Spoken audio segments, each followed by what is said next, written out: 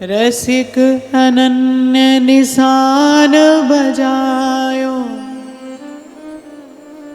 एक श्याम श्यामा पद प्रीत। श्री हरिवंश चरण निज सेवक, बिचले नहीं छाड़ रसरी।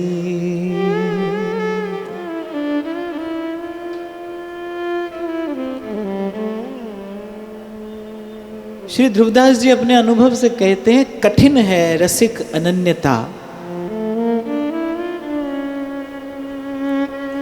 मन न रहत इक ठौर, और राई के सम चलत ही होत और की और। आप देखो विचारो, अगर मन के पास किसी गुण का अभाव है, अगर कोई एक भाव, एक गुण अगर मन के पास नहीं है, तो वो क्या है? स्थिरता नहीं है। मन स्थिर नहीं रहता, अत्यंत चंचल। एक क्षण में जाने कितने विचारों का स्पर्श मन कराता है, एक क्षण में कितने विचारों को छू लेता है मन।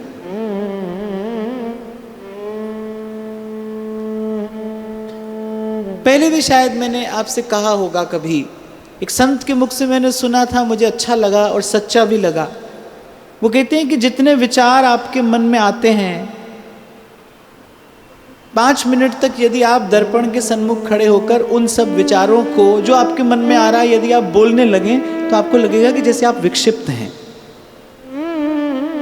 जैसे हम पागल हैं। यदि आप सब विचारों को बोलने लगें दर्पण के सामने खड़े होकर, तो आपको स्वयं को ही देखकर लगेगा कि ये कोई विक्षिप्त है।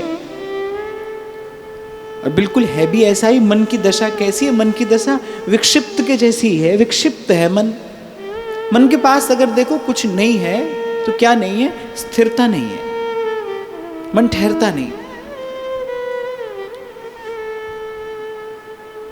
तभी ध्रुवदास जी ने कहा, भाई कठिन है रसिक अनन्यता, क्योंकि इसमें क्या चाहिए? इसमें कैसी स्थिति अपेक्षित है? यहां तो जो सबसे चंचल है, कहते हैं श्री कृष्ण के जैसा चंचल और दूसरा कोई नहीं है। वो भी महाप्रभु जी दर्शन कराते हैं, देखो माई अबला के बल रास, और अति गज मत निरंकुश मोहन, निरख बंध्यो लट पास। और प्रेम का सर्वोपरि गुण क्या है? प्रेम का जो सबसे बड़ा प्रभाव है, जो उसका सबसे बड़ा बल है, वो क्या है? कि वो सब ओर से मन खींचकर और एक ठौर पर लगा देता है। सब ओर से मन खींचकर एक ठौर पर लगा देता है। अरे और तो और, वो तो अपने आपे को भी भुला देता है। वैसे तो जितनी मन की चंचलता है ना, वो सब अपने आपे से, ये अहमता ममता के कारण ही मन में सब संकल्प विकल्प होते हैं। मन के एक एक संकल्प को यदि आप देखें, उसके मूल में आपको 2 ही कारण मिलेंगे, या तो अहमता मिलेगी और या ममता मिलेगी। अहमता ममता के कारण ही मन सब संकल्प विकल्प करता है।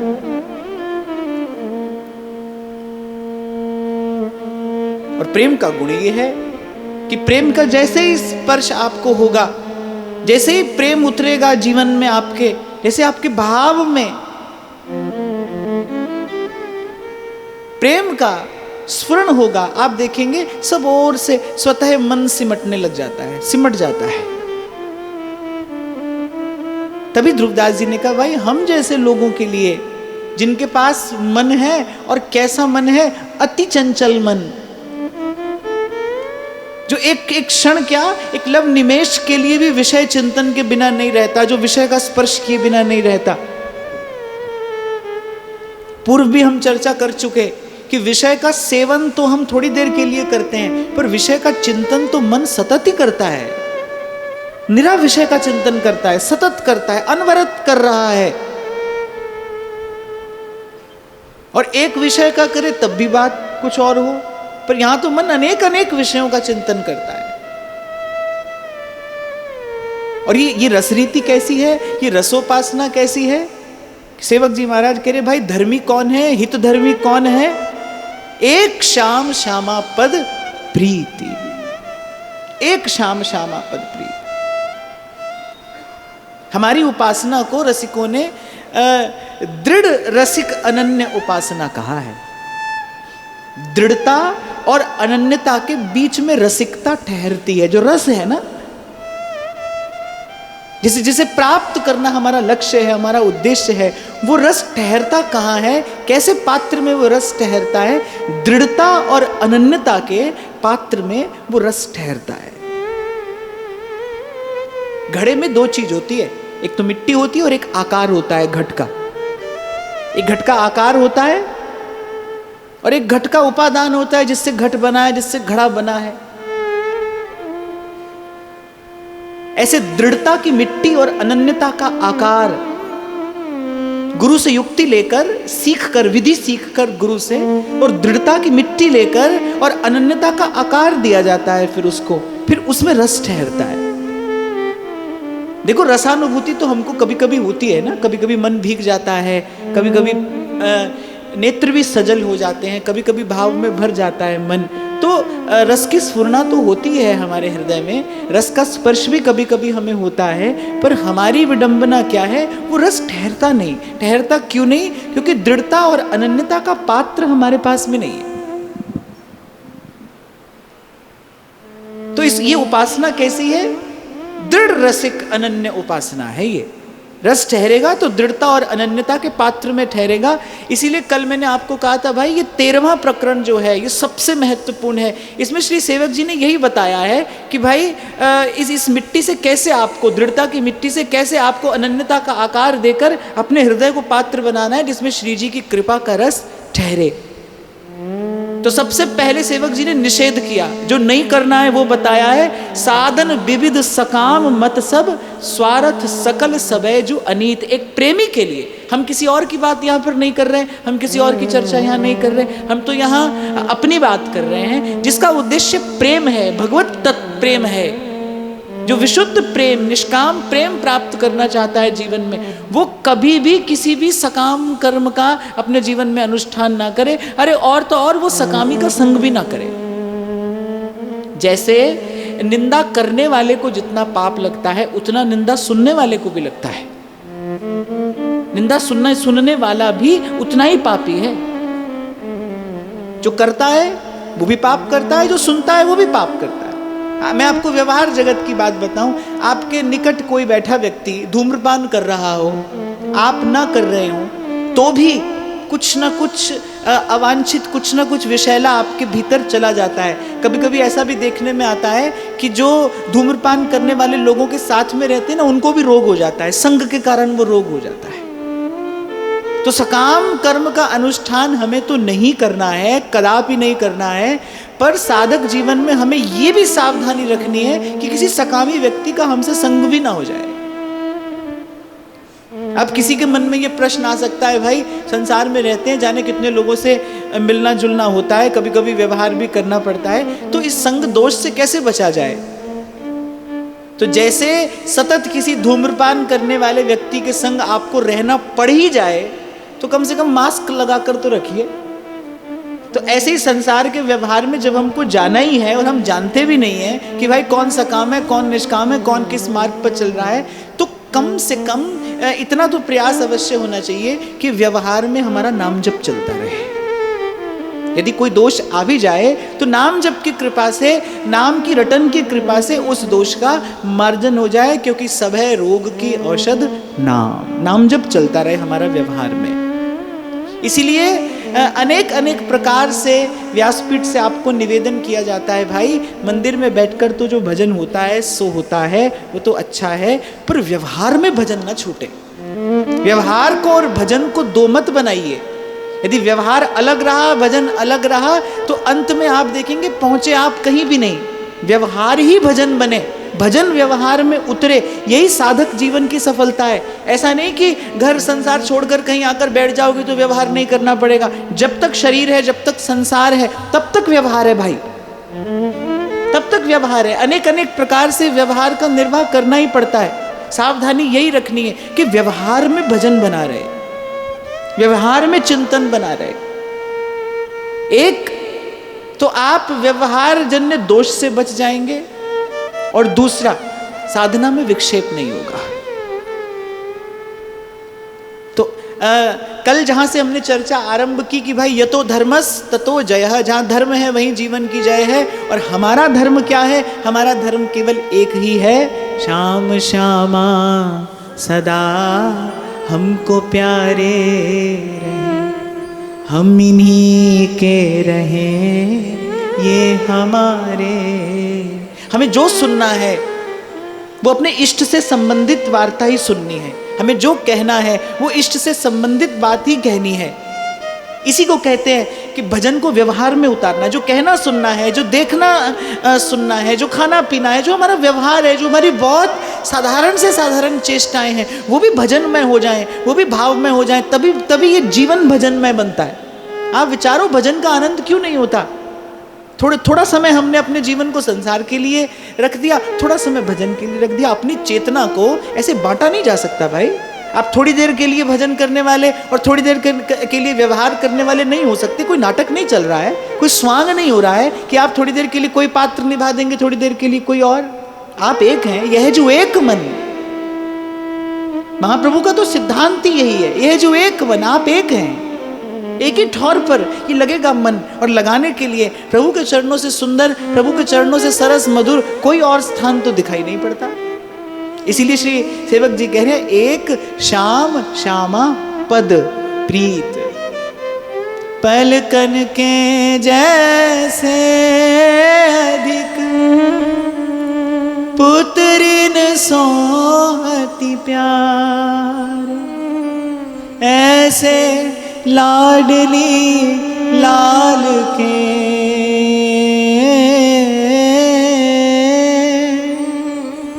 ऐसे लाडली लाल के, छिन छिन चरण संभाल। जैसे पलकें प्रतिपल नेत्रों की रक्षा करती है ना, उनकी संभाल करती हैं। जैसे कोई अवांछित वस्तु आंख की ओर आने लगती है ना, पलक झट से बंद हो जाती है। आप देखो पलक क्या करती है, जैसे कोई अवांछित वस्तु, थोड़ा सा कण आंख की ओर आने लगे तो पलक झट से बंद हो जाती है, वो पुतली की रक्षा करने के लिए।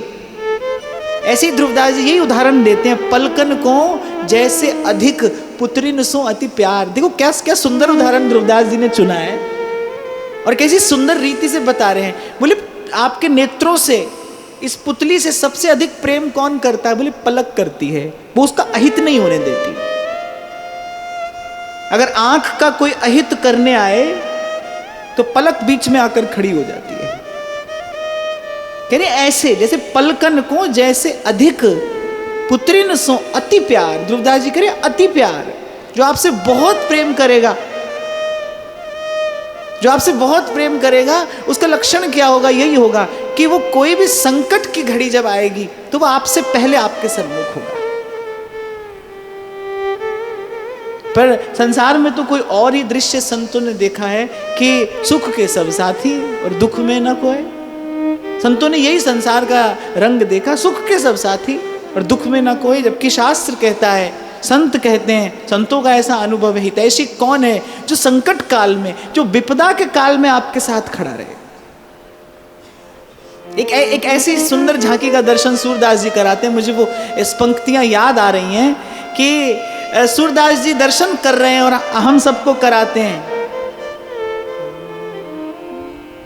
पारथ के सारथी हरि आप भय हैं, पारथ के सारथी हरि आप भय हैं। सूरदास जी दर्शन कराते हैं कि जब भगवान सारथी के स्थान पर बैठे हैं तो केवल सारथी बनकर रथ ही नहीं चलाते हैं।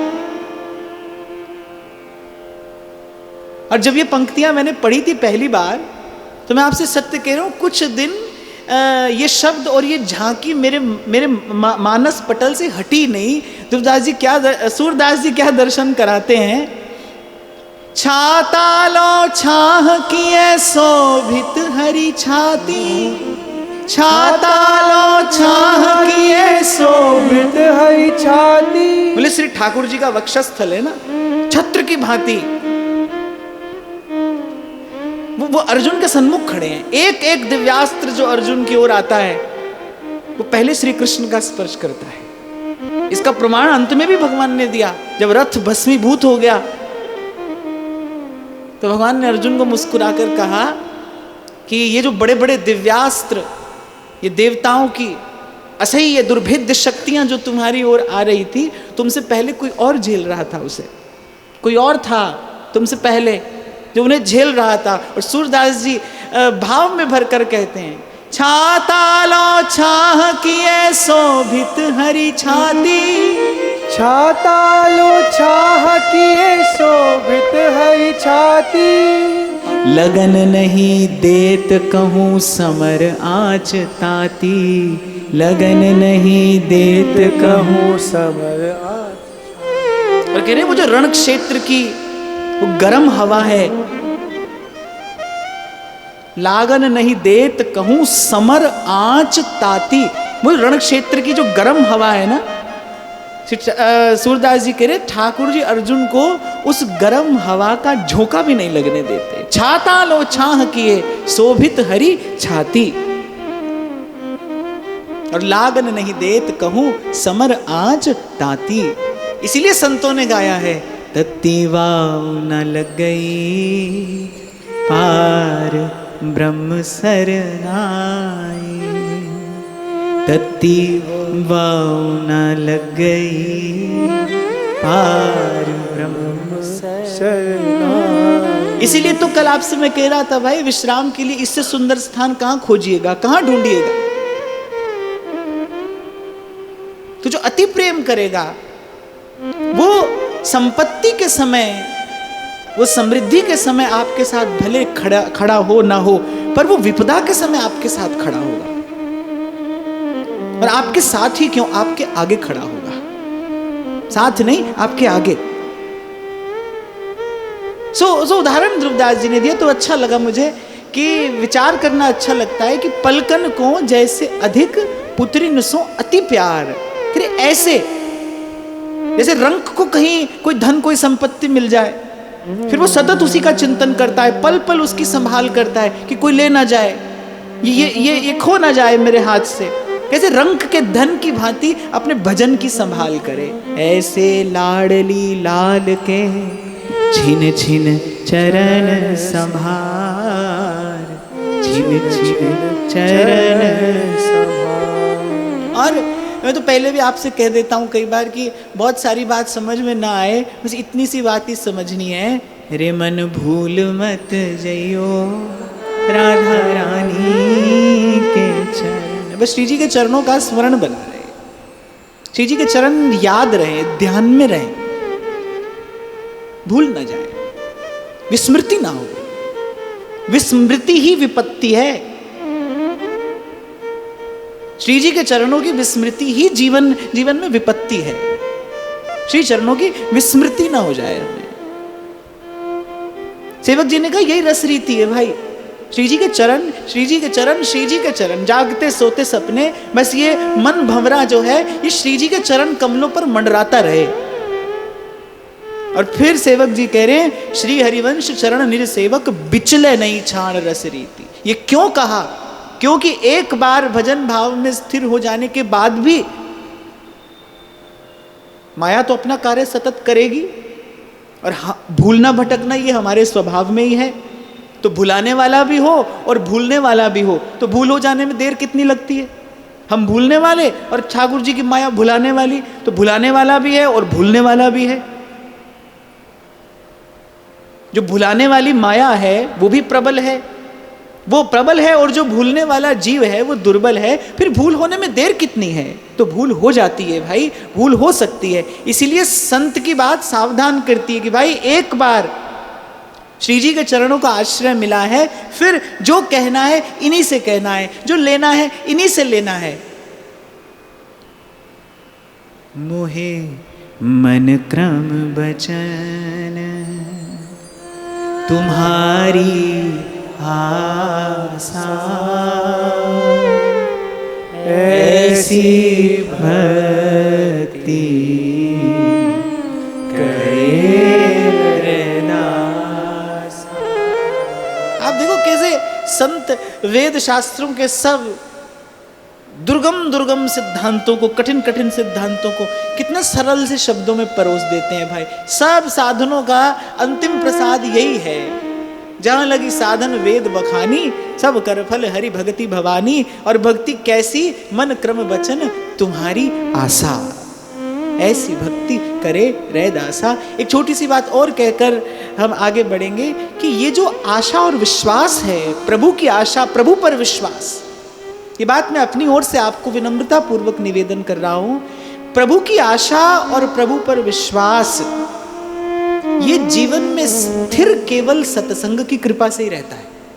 हो जाता है विश्वास, हो भी जाता है, पर वो विश्वास डगमगा भी जाता है। हमारे जीवन का सत्य ये है, हमें प्रभु पर विश्वास होता भी है, पर हमारा प्रभु पर विश्वास डगमगा भी जाता है। हमारी आशा प्रभु से है, पर हमारी आशा कभी कभी संसार से भी होती है, और अधिकतर संसार से ही होती है। तो प्रभु की आशा और प्रभु पर विश्वास, यही संपत्ति जीव को समृद्ध बनाती है, सबल बनाती है, निर्भय करती है। लेकिन ये बात मैं आपको अवश्य निवेदन करूं भाई, ये प्रभु की आशा और विश्वास ये जीवन में स्थिर सदा सत्संग की कृपा से ही रहेगा, सदा सत्संग की कृपा से। बहुत लोग कह देते हैं अरे ये भी हमने सुन लिया, वो भी हमने सुन लिया। भाई पौधे को जो रोज दिया जाता है, पानी तो दिया जाता है, वो पानी कोई रोज नया दिखाई थोड़ी देता है। पानी है, एक ही स्थान से आप लेते हैं लोटा भर के और उसमें डाल देते हैं, पर वो भाई नित्य प्रति उसी जल का उसके मूल में डालना, एक प्रकार से उसको जीवन दान देना है, वो उसको प्राणवान बनाए रखता है। वो जो उसका फलना फूलना है ना, बस वो उस थोड़े से जल से ही संभव हो रहा है। तो बिल्कुल इसी प्रकार से साधक जीवन भी है। ये जो भाव का बीज हमारे हृदय में पड़ता है, नित्य नित्य सत्संग, सतत सत्संग, ये बस उस बीज में पानी देना ही है, उस मूल को सींचना है। क्योंकि भाई ईमानदारी से मैं आपको कहूं, कहने को कोई बहुत बहुत बातें तो है नहीं। संसार में तो अनेक अनेक विषय हैं चर्चा करने के लिए, संसार में तो बहुत कहानियां हैं भाई, पर यहां तो कोई बहुत अधिक बात नहीं है। कह सुनकर अंत में पहुंचना कहां है, बस हरि के नाम भरोसे रहिए, प्रभु की आशा हो, प्रभु पर विश्वास हो, अर्थात संसार का आश्रय छूटे। और मैंने तो अपने जीवन में थोड़ा सा संतों की कृपा से और सत्संग की कृपा से ये अनुभव किया है कि भाई भजन की कृपा से, भजन की कृपा से प्रभु पर विश्वास हो जाता है, लेकिन संसार का जो भरोसा है ना, वो तो साधु ही छुड़ाता है, वो तो संत ही छुड़ाता है, वो तो सत्संग से ही छूटता है। आप अकेले बैठकर माला करो, आपको होने लगेगा प्रभु पर विश्वास, लेकिन संसार का आश्रय छूटेगा नहीं, सावधान, नहीं छूटेगा। वो तो संत की कृपा से ही जाएगा, वो तो गुरु की कृपा से ही होगा, वो गुरु की कृपा से ही होगा। इसलिए सब साधनों का विचार करके महाप्रभु जी ने सार की बात व्यास जी को दी ना, यह जिए जान, ये महाप्रभु जी का बहुत बड़ा वाक्य है। आपको स्मरण हो, पूर्व में मैंने कभी आपसे चर्चा की थी कि जब महादेव कहते हैं ना, उमा कहूं मैं अनुभव अपना, सत हरि भजन जगत सब सपना, तो बहुत कान लगाकर, ध्यान लगाकर ये बात सुननी चाहिए। आपको स्मरण हो, मैंने आपसे कहा था संसार में भी कोई बड़ा बूढ़ा आदमी बात बताए ना, तो उसको बड़े आदर से सुना जाता है, क्योंकि उसके पास अनुभव है, उसके पास जीवन का अनुभव है। बड़े बूढ़े की बात को बड़े आदर से सुनना चाहिए। कहते हैं बड़ों की बात में कुछ ना कुछ बात अवश्य होती है, उसमें कोई ना कोई हित अवश्य होता है। ऐसे किसी बड़े बूढ़े की बात में भी जब अनुभव होता है, फिर ये बात तो कौन कह रहा है, तुम त्रिभुवन गुरु वेद बखाना। जब महादेव ये बात कहते हैं, उमा कहूं मैं अनुभव अपना, कि ये बात भीतर से बहुत झकझोर देने वाली है। महादेव कह रहे हैं भाई ये मेरा अनुभव है, सत हरि भजन और जगत सब सपना। ऐसे ही हमारे महाप्रभु जी कह रहे हैं, व्यास जी को कहा, व्यास जी खूब विचार कर हम ये बात आपको कह रहे हैं। एक विद्वान व्यक्ति से सार की बात ही करनी चाहिए। खूब विचार कर हम आपसे ये बात कह रहे हैं। जय श्री हित हरिवंश प्रपंच वंच सब काल व्याल को खायो, और सब में आपके हमारे से लेकर ब्रह्मा जी तक सब आ जाते हैं, सब में सब आ गए। सब काल व्याल को खायो। सब शब्द का प्रयोग महाप्रभु जी ने इसीलिए किया, कोई भी इससे अछूता नहीं है। सब काल के गाल में पड़े हैं, सब मर रहे हैं, सब मिट रहे हैं। यह जिए जान, ये जो एक शब्द है, ये इस पर महाप्रभु जी के अनुभव की मोहर लगाता है। यह जिए जान, अर्थात ये बात हम कहीं सुनी नहीं कह रहे हैं, अपने अपने हृदय में इसका अनुभव करके ये बात कह रहे हैं। श्याम श्यामा पद कमल संगी सिर नायो। गुरु ऐसे भी कुछ कहे तो उसकी बात मंत्रवत है। गुरु यूं भी कुछ कह देना तो उसकी बात मंत्रवत है। उसके शब्दों में कुछ है जो आपका हित कर सकता है, आपका कल्याण कर सकता है। और गुरु अगर ये कहे कि भाई ये बात तो हम अपने अनुभव से कहते हैं, फिर तो उसको बिना विचार किए मान लेना चाहिए, ग्रहण कर लेना चाहिए तत्काल। एक क्षण की भी देरी नहीं करनी चाहिए फिर उसमें। और यही व्यास जी ने किया कि जैसे ही महाप्रभु जी ने कहा यह जिए जान श्याम श्यामा पद कमल संगी सिर नायो, फिर व्यास जी ने देर नहीं की। फिर व्यास जी ने एक भी पोथी खोल कर नहीं देखी। फिर व्यास जी ने यह भी नहीं कहा कि ठीक है इस बात पर हम विचार करेंगे, जबकि व्यास जी के पास विचार करने की योग्यता है, उनके पास क्षमता है विचार करने की। हमारे पास तो खैर वो भी नहीं, पर व्यास जी के पास तो थी। वो चाहते तो कहते कि भाई ठीक है इस सिद्धांत पर हम विचार करेंगे। व्यास जी ने क्षण का भी विचार नहीं किया, दौड़ कर गए, सारी पोथी जमुना जी में डाली और महाप्रभु जी के चरणों में समर्पण कर दिया। और फिर गाया, जब रसिकन कृपा करी तब पाए हरिवंश, और जब हरिवंश कृपा करी मिटे व्यास के संच। बोले सारे प्रश्न अब हमारे समाप्त हो गए। और यही ज्ञान की अवस्था है, जब सब प्रश्न समाप्त हो जाए। तो इस बात को तो बिना देर किए मान लेना चाहिए भाई। इसमें तो एक क्षण की भी देर न करिए कि यह जिए जान श्याम श्यामा पद कमल संगी सिर नायो। तो जो श्रद्धा है, जो विश्वास है कि मिल जाए ना, तो फिर उसकी संभाल करना। और श्रद्धा और विश्वास की संभाल केवल सत्संग में ही हो सकती है, सत्संग से ही हो सकती है। आंचल फैलाकर मांगिए ठाकुर जी से, सतत श्री जी से कहिए। कुछ कहना नहीं है, बस एक ही बात कहनी है, हमें सत्संग में रखिए। जीवन में सत्संग बना रहे, बना ही रहे। सत्संग से मन इधर उधर न चला जाए। भाई हम यहां तक आए हैं, पूर्व जन्मों के जाने कितने संचित कर्म, प्रारब्ध, संस्कार, विचार, वृत्तियां हम अपने साथ लेकर आए हैं। बड़ा बोझ है हमारे सर पर, और वो बड़े प्रबल हैं, वो अपना रंग दिखाते हैं, अपना प्रभाव दिखाते हैं। अकारण भजन करता करता मन विषय का चिंतन करने लगता है। कभी आपने सोचा किसी ने धकेला है आपको विषय के चिंतन में? कभी कोई नहीं धकेलता। हम कहते हैं मन यहां जाता है, वहां जाता है, कोई कारण है इसका? क्या कारण है? पूर्व का संस्कार है और वो प्रबल है। पूर्व का चिंतन हम लेकर आए हैं, वो प्रबल है। अच्छा भला मन भजन कर रहा है, और भजन करते करते विषय का चिंतन होने लगेगा। गुरुजनों की सेवा में है, गुरुजनों की सेवा करते करते गुरुजनों में दोष दिखाई पड़ने लगता है, गुरुजनों में अश्रद्धा होने लगती है, अभाव होने लगता है। क्या है इसका कारण? क्या है? पूर्व का कर्म है, संस्कार है, प्रारब्ध है, और वो सब प्रबल है। और इन सब रोगों से बचने की केवल एक औषधि है, सर्व आश्रय छोड़कर, कि ठाकुर जी से यही कहिए, पद सरोज अनपायनी भक्ति सदा सत्संग, भक्ति सदा सत्संग, अंधकार मह गुरु मंत्र उजारा। आज अगर जीवन में उजाला है, बड़ा मन लग रहा है, आपको खूब आनंद आ रहा है, पर भाई दिन के बाद रात तो आनी है, रात के बाद फिर दिन भी आना है, तो अंधकार भी आएगा।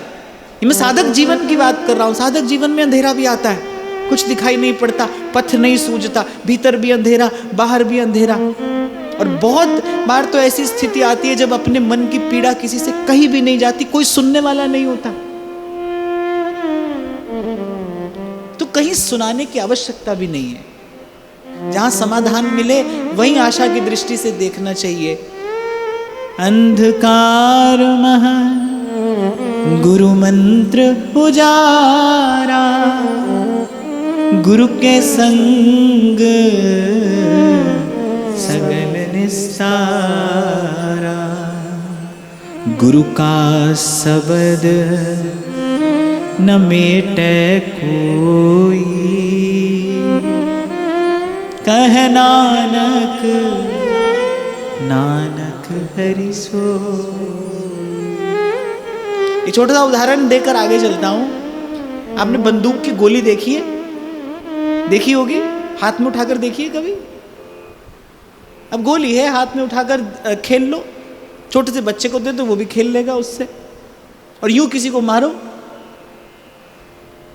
क्या परिणाम आएगा? वो गोली हाथ में उठाकर और यूं किसी को आप देकर मारिए, क्या परिणाम आएगा? कुछ नहीं। और वही गोली जब बंदूक से मारी जाती है तो भेद देती है ना, वो सब प्राण ले लेती है। वो उसका बल, उसकी शक्ति अनंत अनंत गुना बढ़ जाता है जब वही गोली बंदूक से मारी जाती है। एक शब्द है जो आपने पोथी में पढ़ा है, आपने किताब में पढ़ा है, और वही शब्द है जब वो गुरु के मुख से आता है तो उसका प्रभाव, उसका परिणाम कुछ और होता है। लोग मन में संशय करते हैं, किसी किसी के मन में प्रश्न होता है, बोले गुरुजी ने तो बस नाम ही सुनाया है। वो जो नाम तो है, पर वो जो गुरु के मुख से आया है ना, इसलिए उसका प्रभाव कुछ और होगा। उसके पास लक्ष्य वेधने की शक्ति है जब वो गुरु के मुख से आया है। तो बात तो भाई हम सब भी जानते हैं, हम भी इसी संसार में पले बड़े, आप भी जानते हो, मैं भी जानता हूं। लेकिन वही बात जब संतों के मुख से सुनी जाती है तब उसका प्रभाव, उसका परिणाम कुछ और होता है। तो सार की बात ये भाई, अगर धर्म में बने रहना है, अगर हम चाहें कि हम धर्म को धारण किए रहें, तो बस प्रभु से यही प्रार्थना याचना करते रहिए कि साधु संग जीवन में बनाई रहे, बढ़ता रहे, बना रहे और बढ़ता रहे। आगे कहते हैं सेवक जी, श्री हरिवंश धर्म प्रगट निपट के ताकी उपमा को नाही, साधनता को सबे नवलक्षण दक्षिण बेग विचारत जान। अब सेवक जी कह रहे श्री हरिवंश धर्म प्रगट और निपट के ताकि उपमा को नाहि। श्री हरिवंश धर्म अर्थात विशुद्ध प्रेम का धर्म। जब हमने श्री सेवकवाणी जी की चर्चा आरंभ की थी तब मैंने आपको स्पष्ट किया था, श्री सेवक जी महाराज ने सेवकवाणी में जब जब श्री हरिवंश कहा है उनका अर्थ है निष्काम प्रेम, पूर्ण प्रेम, विशुद्ध प्रेम। श्री हरिवंश अर्थात वृंदावन की कुंजों में होने वाला नित्य विहार। श्री हरिवंश अर्थात श्यामा श्याम वृंदावन और सहचरी, और श्यामा श्याम और वृंदावन सहचरी का होने वाला वो अखंड अनंत विलास, उसी का नाम श्री हरिवंश है। विद्या हरिवंश मंत्र चतुर अक्षर। तो यहां सेवक जी ने जब कहा ना श्री हरिवंश धर्म प्रगट, श्री हरिवंश धर्म अर्थात प्रेम का धर्म, ये जो नित्य विहार की उपासना है, सेवक जी कह रहे प्रगट है, पर नैन अछत दीसत नहीं ये माया को रूप। वस्तु प्रगट हो, भले हो, पर देखने के लिए दृष्टि चाहिए ना। अच्छा, मैं आपसे पूछूं, वस्तु को देखने के लिए केवल दृष्टि चाहिए या कुछ और भी चाहिए?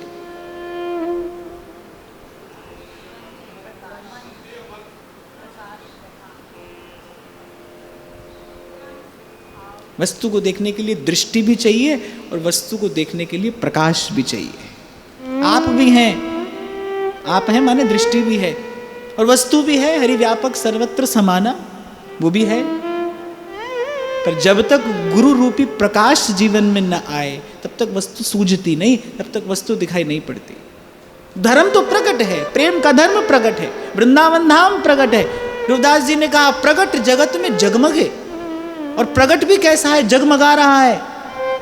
प्रकट जगत में जगमगे वृंदा विपिन अनूप, नैन अछत दीसत नहीं ये माया को रूप। हम भी हैं, वृंदावन भी है, पर कुछ नहीं है तो क्या नहीं है, हमारे भीतर वो आनंद नहीं है, वो सुख नहीं है। राधा वल्लभ लाल का दर्शन हम भी करते हैं, राधा वल्लभ लाल का दर्शन ध्रुवदास जी भी करते हैं। ध्रुवदास जी करते हैं तो क्या कहते हैं, रूप बेली प्यारी बनी प्रीतम प्रेम तमा दो मन मिली एक भय श्री राधा वल्लभ ला। हमारे पास क्या नहीं है? दृष्टि नहीं है। दृष्टि है, हमारे पास प्रकाश नहीं है। हम हैं तो दृष्टि भी है और वस्तु तो प्रकट है ही, पर उपासना के उजास में ही वस्तु का अनुभव भी होता है और दर्शन भी होता है। आपको मैंने उस दिन बताया था ना, मुझे बरसाना में कोई मिला, बोले अमुक संप्रदाय में प्रिया जी का ऐसा रूप है, ऐसा क्यों है, वैसा क्यों है। तो मैं तो कहता हूं भाई, अपने आचार्य ने जो चश्मा दिया है ना, वो लगाकर ठाकुर जी को देखो। किसी ने क्या कहा है और क्या नहीं कहा है, ये तो व्यर्थ की बात है, इसका तो कोई अंत नहीं है, इस वाद विवाद का कोई अंत नहीं है। आज किसी ने ग्रंथ की रचना की, कल उसके सिद्धांत का खंडन करता वो कोई दूसरा आकर खड़ा हो जाएगा। अनादिकाल से यही तो चला आ रहा है, अनादिकाल से यही चला आ रहा है। विश्राम किसको मिला? जिसने सबको प्रभु का मान लिया, उसी को विश्राम मिला है। जिसने ये मान लिया ना भाई सब प्रभु का ही लीला विलास है, प्रभु से अलग और कुछ भी नहीं, प्रभु से हटके और कुछ भी नहीं, सब प्रभु का ही है, प्रभु में ही है, प्रभु से ही है। जिसने ये मान लिया, जिसने सबसे हित का ये भाव अपने मन में धारण कर लिया, वही शांत है, वही सुखी है, वही प्रसन्न है, वही जीवन का सुख आनंद मौज ले रहा है भाई, बाकी सब दुखी हैं। तो जो आचार्य ने दिया है उसी को पहनकर आंख पर चढ़ाकर और प्रियालाल का दर्शन करना है, वही दृश्य प्रकाश है भाई, वही दृश्य को स्पष्ट करेगा। खूब दृष्टि हो, वस्तु भी हो, पर अंधेरे में दिखाई नहीं पड़ती, अंधेरे में तो ठोकर लगती है, व्यक्ति चलता कहां है और पहुंच कहां जाता है। इसीलिए संत कह रहे अंधकार में गुरु मंत्र उजारा। गुरु के मुख से जो निकला है, उस वचन के, उस विचार के, उस भाव के प्रकाश में हमें प्रिया प्रीतम को देखना है। हमारे महाप्रभु जी ने हमें क्या भाव दिया है, हमें उसी भाव से प्रियालाल का दर्शन करना है, हमें उसी भाव से श्री जी के निकट जाना है। गोपी का भाव अपना है, श्री ठाकुर जी के जो सखा हैं उनका भाव कुछ अलग है, नंद बाबा यशोदा मैया का भाव अलग है, भगवान के जो दास्य भाव के भक्त हैं उनका भाव कुछ अलग है। जब अक्रूर जी और भीष्म जी भगवान की स्तुति करते हैं तो वो कुछ और देखते हैं। नंद बाबा यशोदा मैया जब कन्हैया को लाल लड़ाते हैं तो उनको कुछ और दिखाई पड़ता है। हमें कैसे देखना है प्रियालाल को, हमें कैसे दर्शन करना है राधा वल्लभ लाल का, जो भाव हमको हमारे आचार्य ने दिया है, हमें उसी भाव से श्री ठाकुर जी की ओर देखना है।